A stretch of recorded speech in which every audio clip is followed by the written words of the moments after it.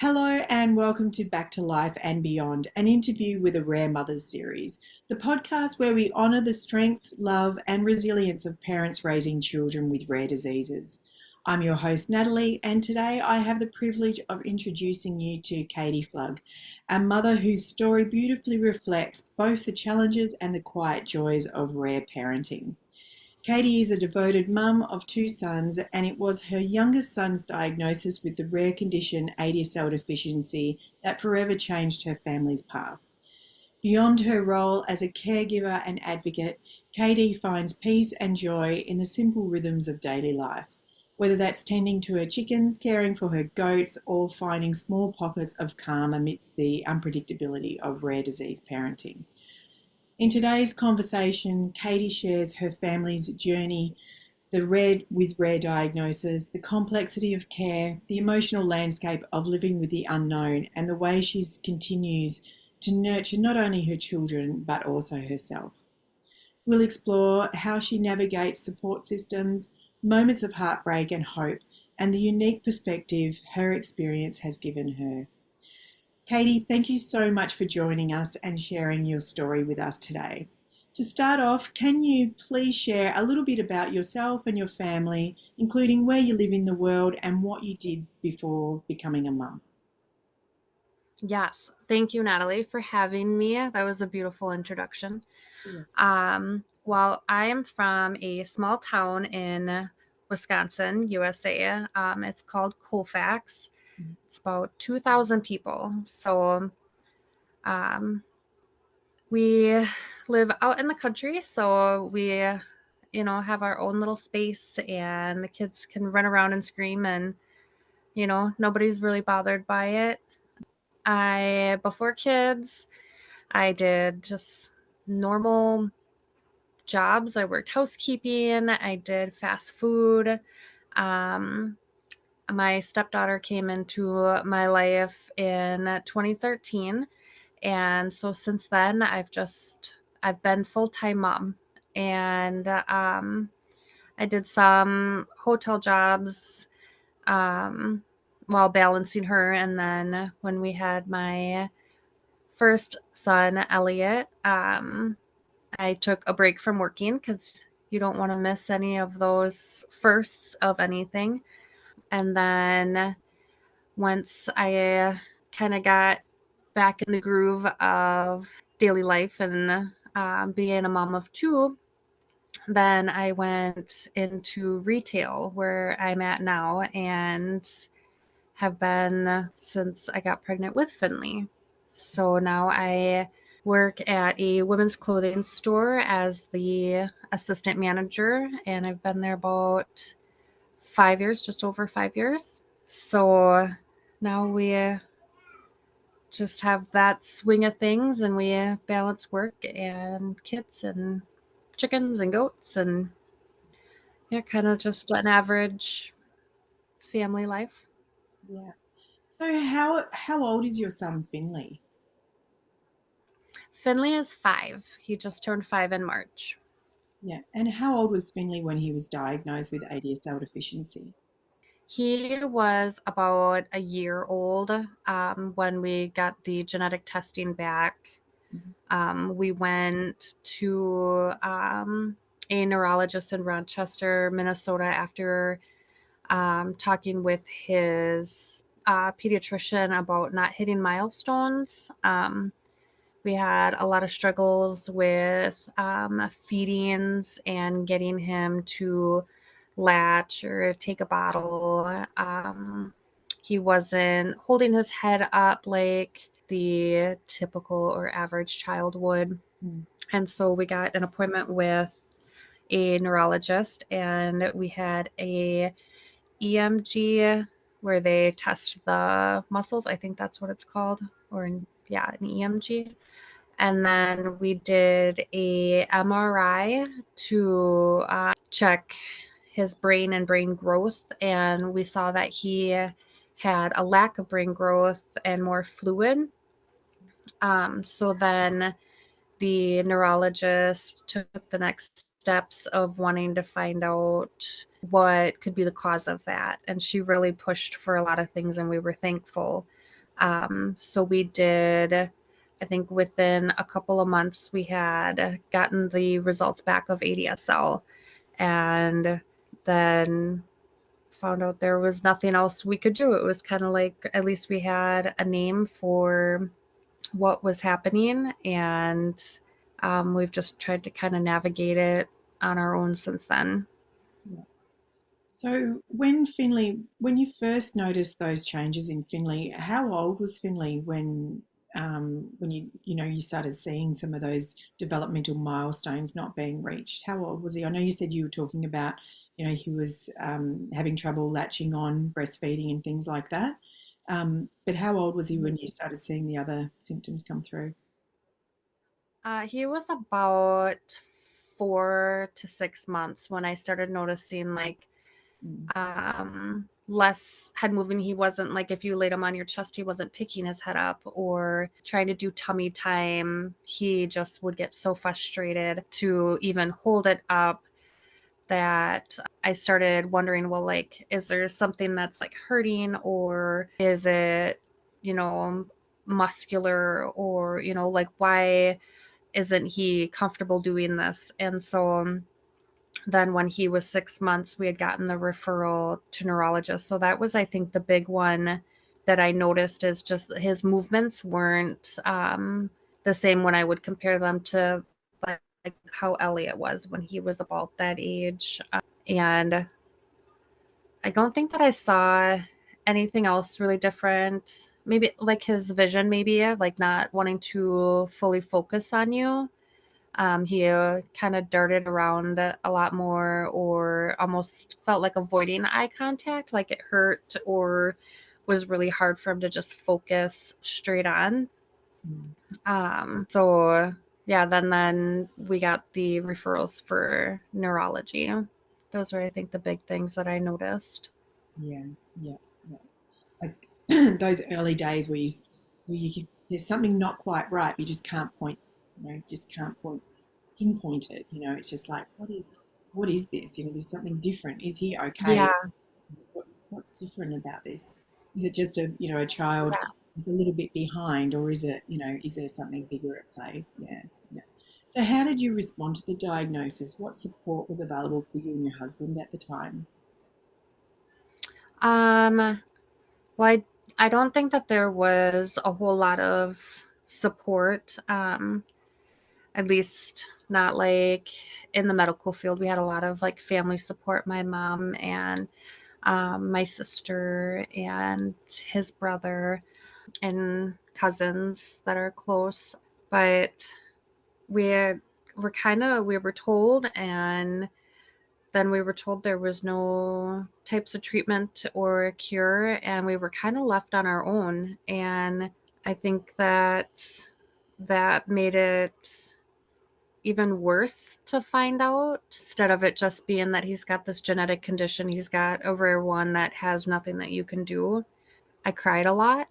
I blamed myself a lot. And after I found out that his is I think they call it a uniparental. So he took two of my chromosomes when it's usually the mom and the dad. So I really felt like it was my fault that I like ruined him, or I'm the reason that he, ended up like this. And I felt really lost. And I mean, I know that I had my family and close friends, but it was really difficult to try to process without having anything else there. Mm. Yeah, definitely. I know it can be quite challenging when you're being told that it's, just genetic, it's from the parents, like, and it's like, well, Mhm. I know, I remember in my circumstances, it was like, which one of us was the carrier? Like, how did this happen? And in the end, I just didn't want to know. I didn't want to go and get the test done, like for myself or for him. I just thought, nah, it is what it is. Like, and I couldn't blame myself any more than what I was anyway. So I totally relate to where you were Yeah. coming from anyway. And yeah, I think you know the quicker we get the diagnosis helps families too, because it's that angst just waiting, like you had what, probably about 6 months, was that right, before you actually got the Yeah. diagnosis of ADSL? Yeah, from when you first recognized something was different to, to the full diagnosis. So, that's 6 months of, well, it's even 12 months if you go from when he was born, but you've got that 6 months of limbo where you are worried about, Yeah. um, yeah, how did this happen? Like, how do you stop it? Is it something that you're doing? Is it something, like for me, it was like, was it my breast milk? Was it something that I'm eating? Is it what's triggering this response, or this, these developmental delays in my child? You sort of always look at yourself as a parent. So, yeah. So, what have been some of the greatest challenges that you're facing at the moment, that in regards to support for Finley, whether it be therapies or equipment or medical or pharmaceutical trials? What? Our biggest struggle is definitely therapies. Around here, the company who took our insurance closed down. So he gets his OTPT and speech through school. So I'm thankful that he has that. Otherwise, we don't have anything outside of it. So it's kind of just on me, and I am still learning. So we were referred to a couple of places that are outside of our county, and one I never heard from, and the other was through the Mayo Clinic, and they basically sent an email and just said that we don't have any type of support that we can give you, so good luck. And so I think that's our biggest struggle. When he had his therapies in the beginning, you know, those I think made a big impact on the things that he can do now, like, holding his bottle, keeping eye contact, feeling like he can communicate at least a little bit more with like his certain cries, or we try to do some of the sign language. So I'm thankful for the therapists that we have through his school and that have been with him the last couple of years.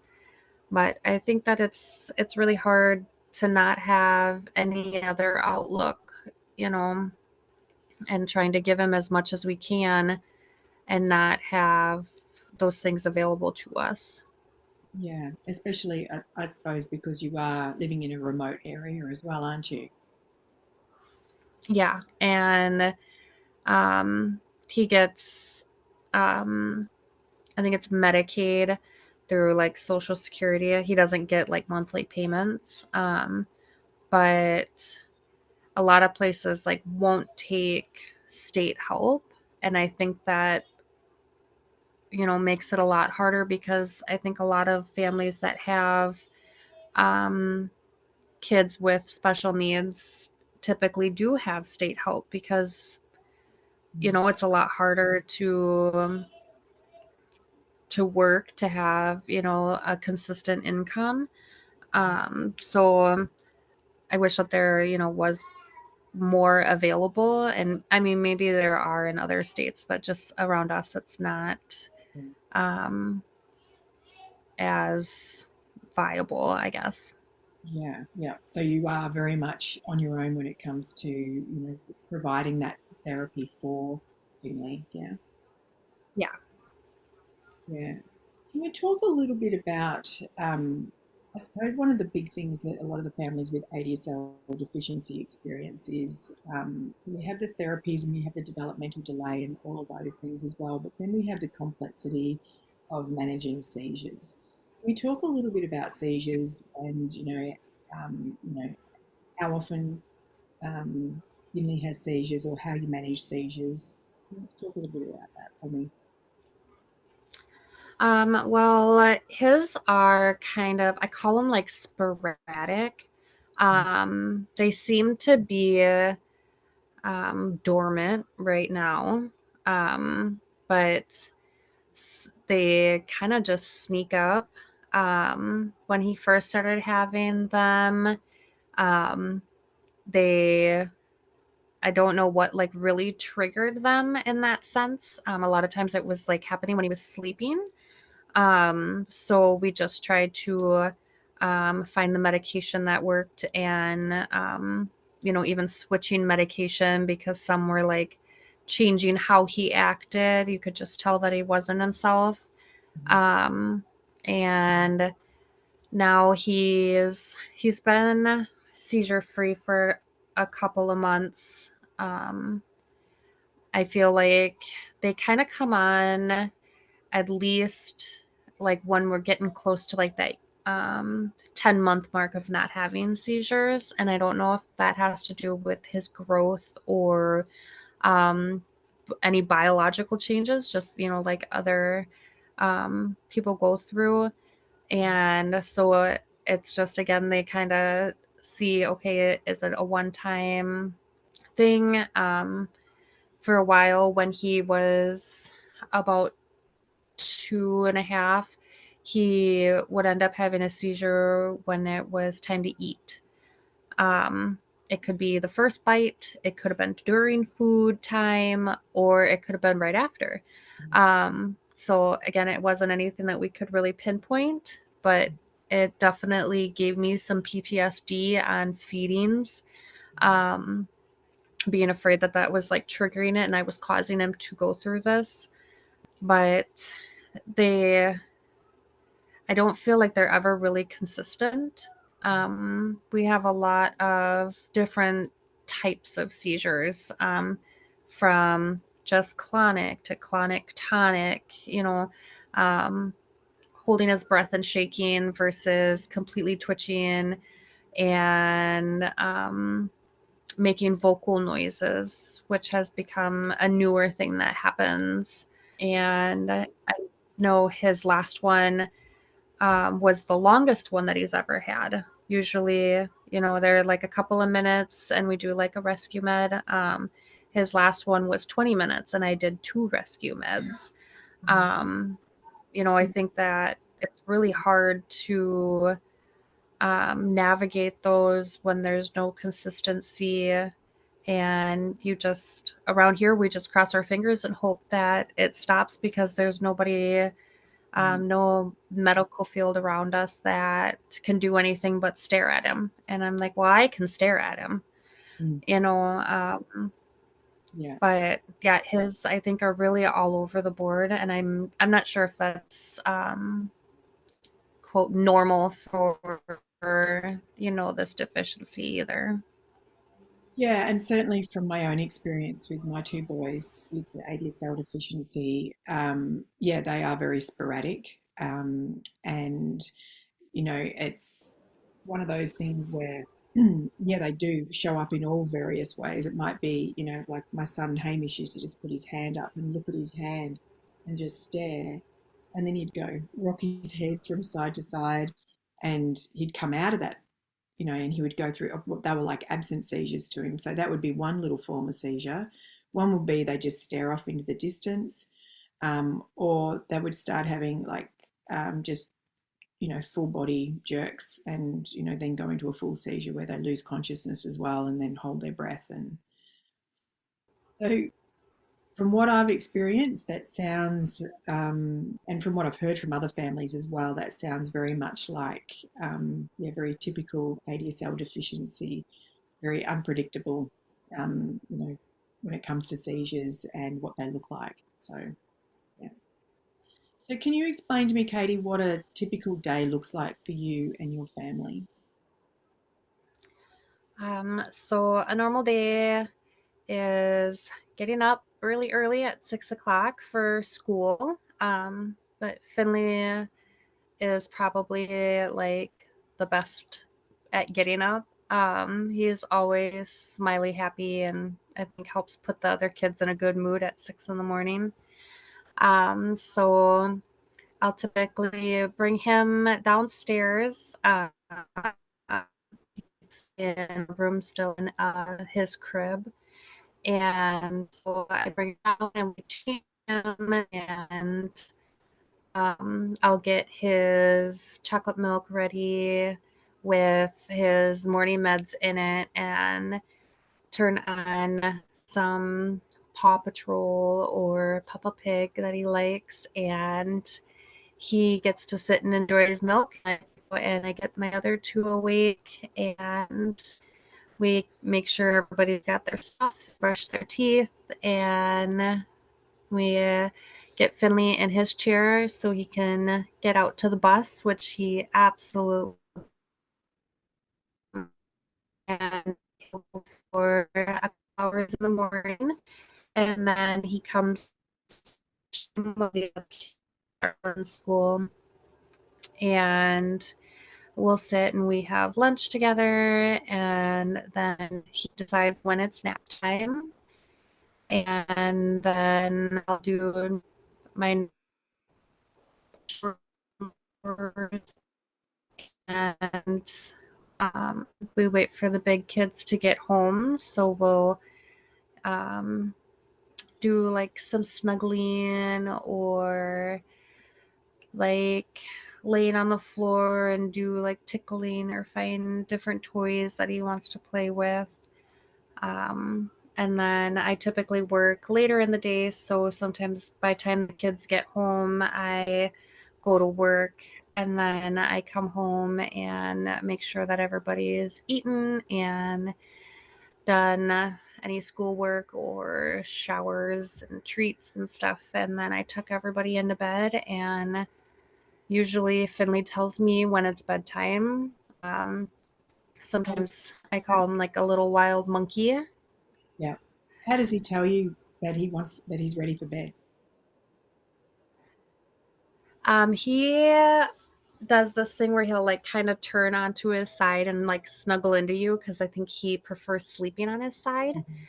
Um, and so usually he'll kind of do that, and he'll kind of like look up at you, and he snuggles his face in, and um, if he isn't getting comfortable, he'll start to kind of fuss and fling himself kind of side to side. And so then we know that, oh, well, he wants to be in bed where he has, um, less stressors around or stimulation. And I turn on this little light bulb that does little stars on the sky or on the ceiling and does music. And so usually we'll say, all right, are you ready for your stars?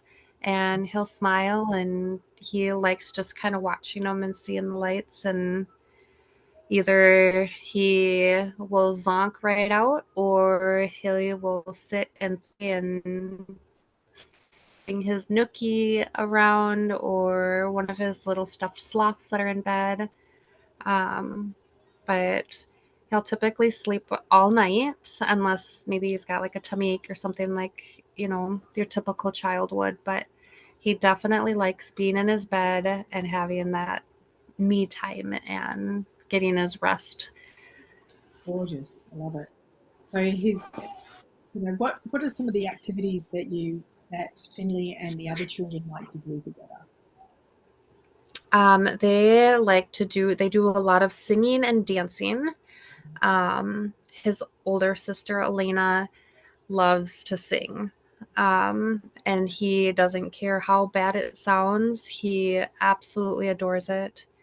And they like to turn music on the TV and, of course, turn it up loud. And, everybody's singing and they're bouncing and dancing. I think that's one of his favorite activities that they do. I think it's a very common daily activity. We also do a lot of board games or card games, and we'll always have him like in his chair or sitting with one of us. And like if we're playing Uno, we put the cards in front of him and we'll say, which one should we do? Just I don't know if he knows that he's included in that way, but I feel better knowing that he is included in that sense, that I don't want him just to always be watching or, like sitting on the sidelines, even though he definitely loves people watching. Um, we do a lot of walks during the summer. Especially we call it like cleaning up the world. We go and, clean up our road and get to pick up garbage and stuff. The kids all really seem to like that. And Sometimes we'll bring the goats on walks, Mhm. and everybody will have somebody to watch. Either you're pushing Finley or you have a goat or a dog. And I think he enjoys those moments when it's not too hot outside, just kind of being out and um, watching the trees blowing in the wind and stuff. So in winter, it's a little harder. We try to get him out, to like maybe go sledding down the hill once or twice with his brother or sister. But I think it's definitely a lot harder because I think he gets colds and stuffy noses a lot easier. So I'm always more worried about, not getting sick, because then if he, could have more seizures or more prone to. So um, winters are a little bit more rough, but we just play more board games, or he has little like tickle fights with his brother or sister, um, or they push him around in his tomato chair like a race car. Yeah, So they find things to amuse themselves. yeah, that's great. They seem to sound like they all care for each other very well in that, they help look after Finley as well, which is fantastic. So you've got that extra, having that extra, kids around the same age or a little bit older as well, which is great for his support. How do you manage your own self-care? Like, yeah, what do you Um, do for your respite and that's things a like that? good question. Um, I think it took me a little while to get back into knowing that it was okay to do things that I like. And I think that had a big um, push to getting chickens, because you know, I thought, well, it would be kind of a two for one, something that I enjoy and the kids could, enjoy and learn about taking care of animals that's not just a cat or a dog. Um, and so I try to take my time when I go down and I do chores or something, and just kind of, shake off the day, and, you know, watching something so simple like the chickens kind of walk around and eat gives you like a little weird moment of peace. I think it's kind of just like a distraction for your mind.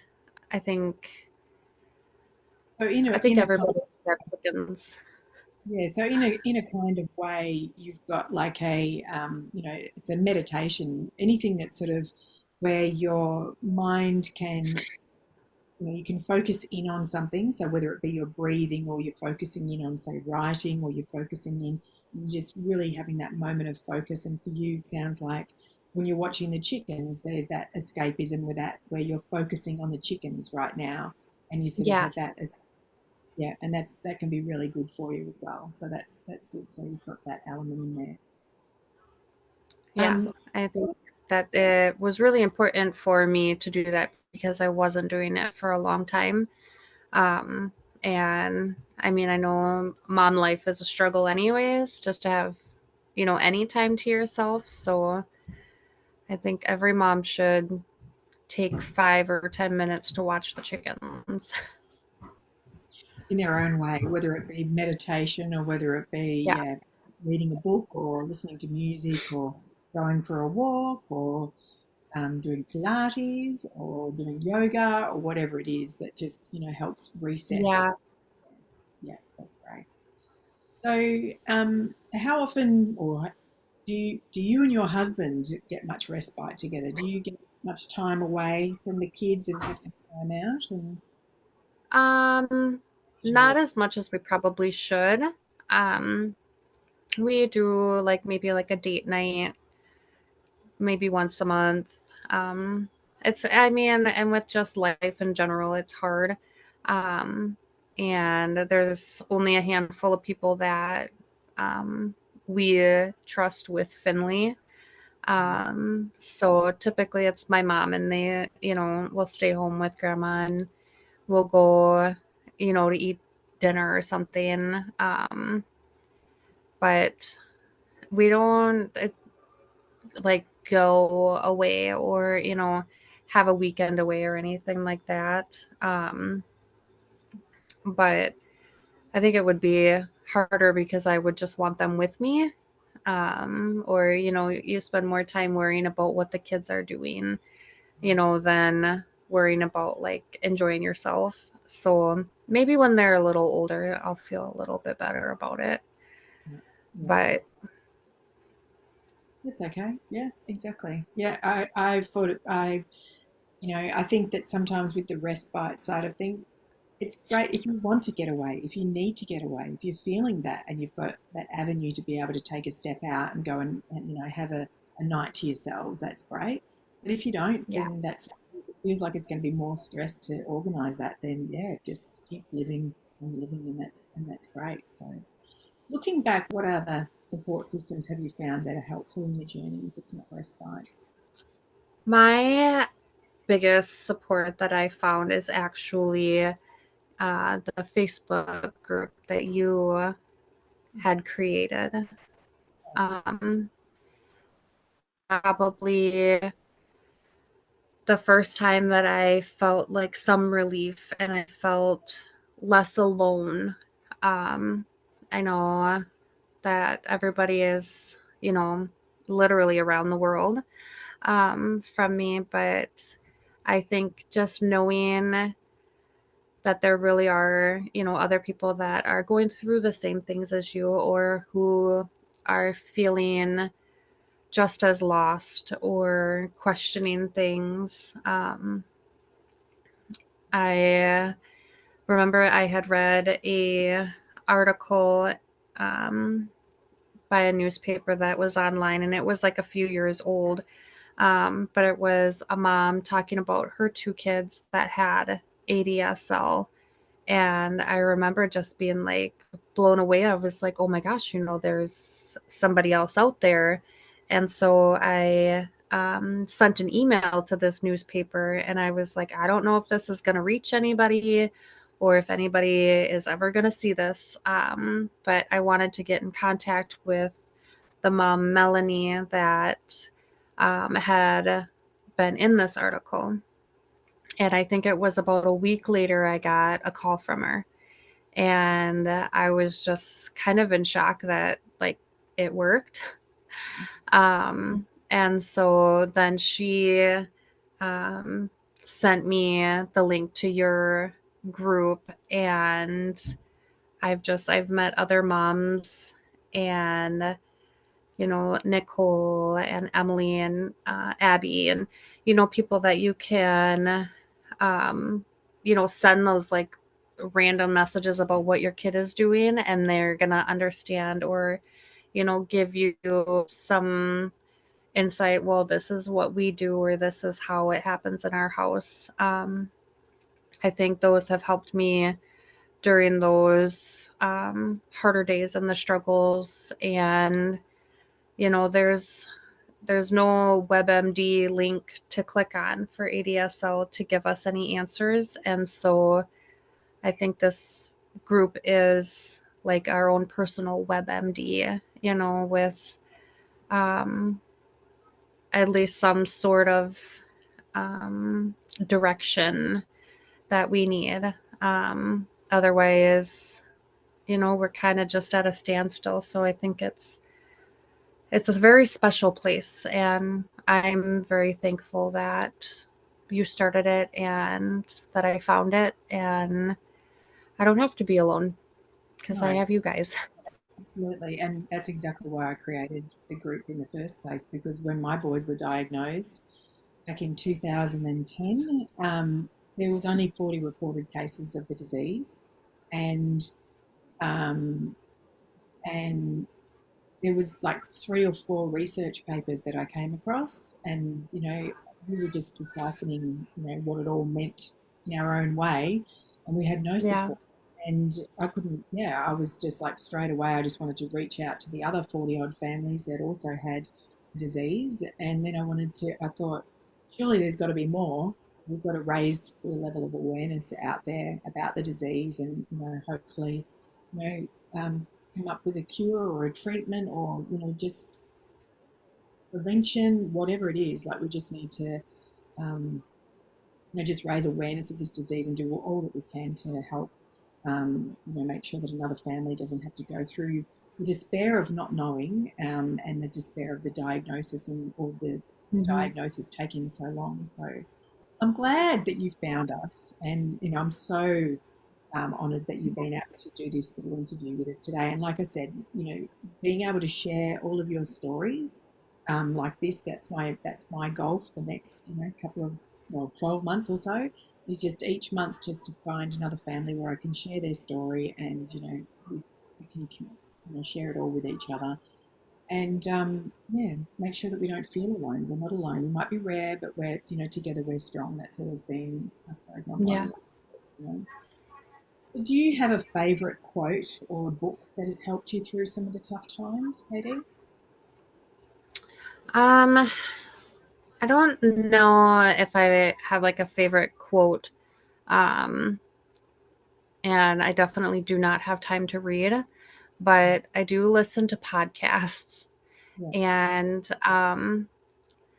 so my favorite go-to one is called Morbid, and um, I don't know if anybody else, gets into like the true crime and spooky stuff, but um, it's a very informative, but also the people that are on there are really fun and personable. So it's like some little banter that you can listen to, and you also get the story of something that's happened, or bad guy got caught, or I think it gives me time to focus on something else and hear about stories that I've probably never heard of, or yeah. So it's a real I distraction, think isn't I've always yeah, and I've always been kind of one of those weirdos, and when you find something that kind of clicks for you, you kind of immerse yourself. So when we're driving in the car and Finley doesn't mind having a podcast on, you know it's just kind of nice to feel like you read a book without reading a book. it? Yeah, yeah, yeah. So, what are some of the lessons, or what's a lesson that Finley has taught you? Can you share a memorable moment, or that highlights, I suppose, the strength and the resilience of your family? I think the most important thing that Finley's taught me is to not stop smiling and laughing. Something bad can happen, but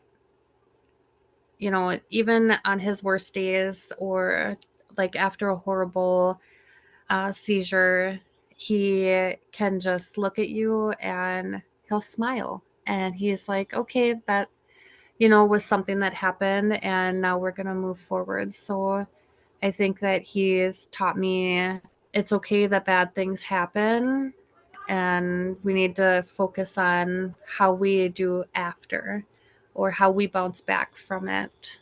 Um, I think going through a lot of the seizure difficulties, or just the in the moment of those, has taught our family even just to work together. Um, his brother and sister know what to do, to watch out and they're they build that teamwork to make sure that they're taking care of their brother. So I think Finley, I think, has taught us so much stuff that we don't think about until it's in the moment.